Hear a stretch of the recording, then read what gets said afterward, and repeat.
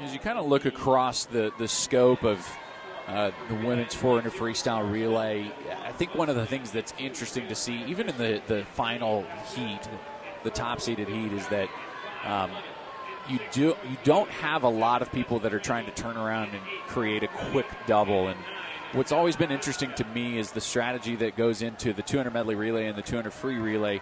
Sometimes just gets thrown out of the window in the 400 free relay because you just say, hey, look, you just got to do one more race.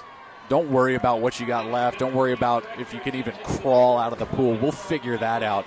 You know, get up, get going as fast as you can, and just do whatever you can to support. And I mean, you're going to see across the board in the final heat a lot of girls that have had 3 swims already. Some of them just got out of the water in the 100 back or 100 breaststroke. They're right back here, but you're going to see really, really fast swimming because they know all I got to worry about is these 4 laps. You basically just used a lot of words when you could have just said, suck it up, right? That's sort of now, all right, suck it up. Yeah, I think that's exactly right. the less politically correct way to say it. You see the daylight at the end. We're almost done. You just have to do it. You train the last however long you train. You put in the morning workouts. You put in the night workouts. You've got 1 or 2 races now. Just suck it up. And that's where, you know, when you're a coach, you know when it's time to press on your athletes. You know when it's time to say, I don't want to hear how tired you are. I don't want to hear what's sore. What I want to see is a performance like none other. And, I mean, right now, you know, even Northview, who we've been talking about a little bit as the day has progressed, showing up. And, I mean, these are young swimmers. Yeah. 3 sophomores and a freshman out of Northview. And for the second time today, we're seeing them put something solid together. Crowley, Zhao, Zhu, and Tang can be really swimming a fast time and nip some points off of that Heat 3. You know, if you could pick off some points, maybe they're not going to win it all, but if Northview can finish 8th instead of 12th because of it, you know, it looks great. Well, and from the perspective of what's the future hold, you can say, hey, look, we were 8th last year.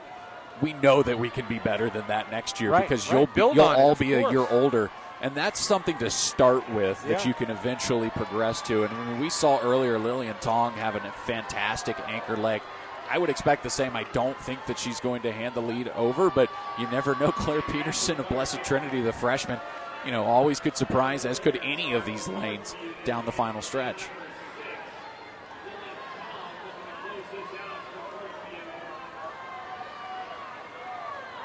Lillian Tong looking very good right now, extending that lead. Look at lane 6. Tong's kick is super compact and fast. It's one of those things that you teach young swimmers right off the bat. If you want to have a good freestyle, it's all about your kick. Now, if you're in the 500 or the 200 freestyle, you're going to exhaust yourself trying to have a great kick for that long.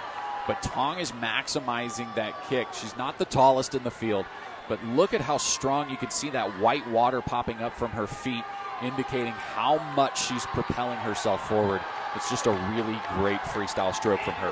What a great job by Northview. These young ladies, wow, 3:42.28. Look at that time.